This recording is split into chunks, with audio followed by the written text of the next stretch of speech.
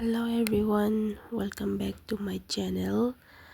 Matam kuira video thagaludrabagi tungda masidi video amamuk puraga lakari video no hai kanda kai aigi he pominaba Enaonupi atombido andak 12 thabagi boarding de leiba ko hostel da adumai manakta pochai sapot khara puraga dum chaluge tawbani chatabasu kuirena adum matang adum ocharage hangai kuina su video thagatpa ngamudre mayam warobi yade masi video sidi mayam tum hagolakpaga iru maithaiba loibaga dum namba hauzare chanupa tomba jidi hagotri mayam madi hagotkre madi yam nungaina tummi numidang nong churambagi sumangdi ising tunglaga leirame nongalakpada adudi dukanda amuk thokige hinjang napi khara leiruge kangau ngonaba ama piro thuk ama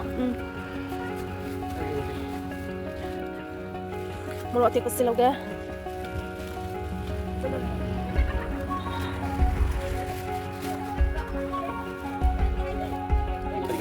moro te baga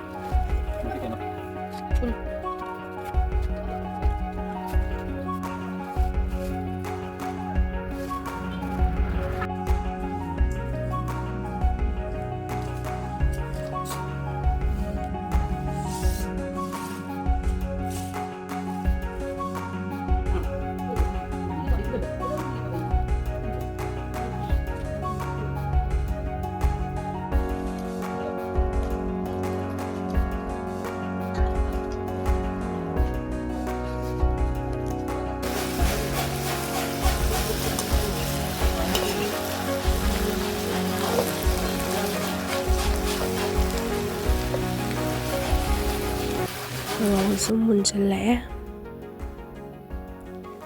hầu tố malim em kang se ngoba ngai ngamakta na Enaonupa tomba sina chak thiba hojale ei ngai ngamaktre moi thabak chalamdai gi chak toba matungda koi Enaonupi manakta chatnaba loisan bahore ko mem chatnaba thoge mayam ko chatnaba thoe Enaonupi manakta ayya oi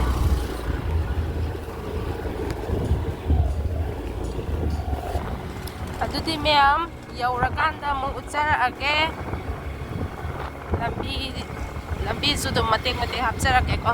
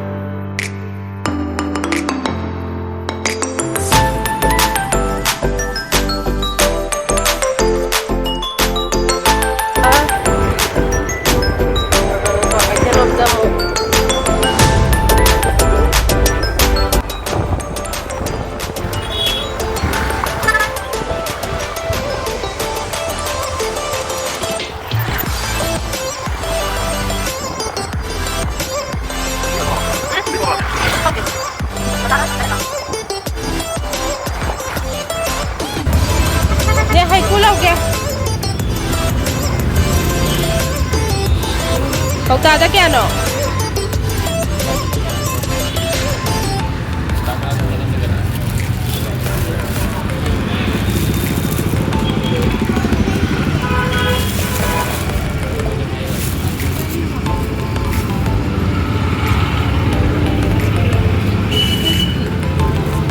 Habidi di kamu kiano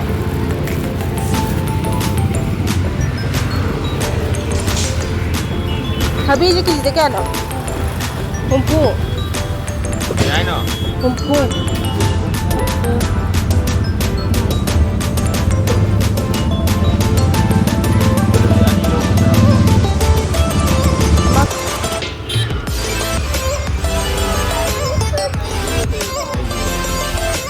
ꯀꯩꯅꯣ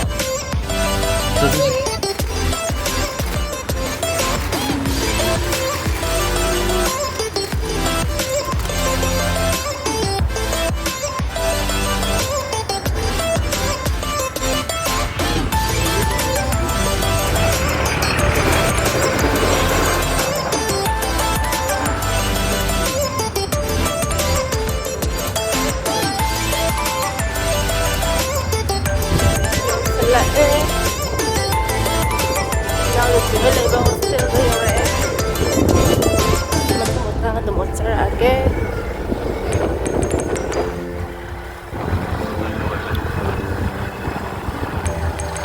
Dan ni komo leda.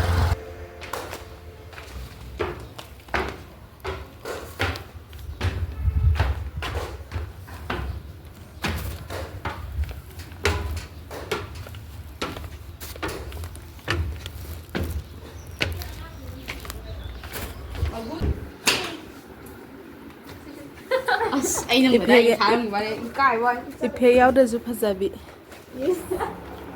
Fazabi ngatan. Panani mudeda. Nangaudi. Purakte. Kaida.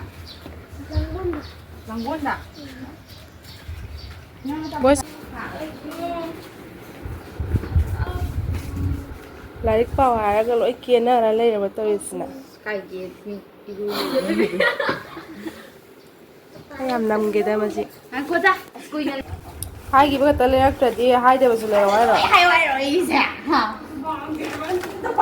Jamumba kango koino. Kaino. Tangyaw gele. Jang du tho da doraba. Tao ba ba. Di tok so ba simo. Ila mi law ne. Kebi myamje photo kan namgi. Nam law ba wa. Kina to sana. Ana phải đi xin. Dạ.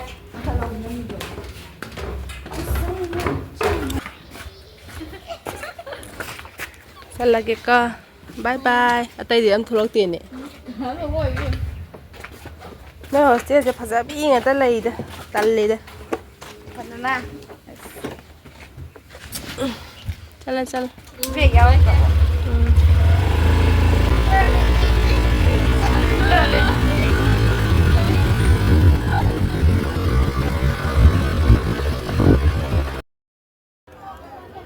Tuti myam bazar da mung hak change kai kara haira kara leiraga dum yum da halani da myam video se swai da loishalage ngasi giti mathang da amuk thengnarasi ko myam.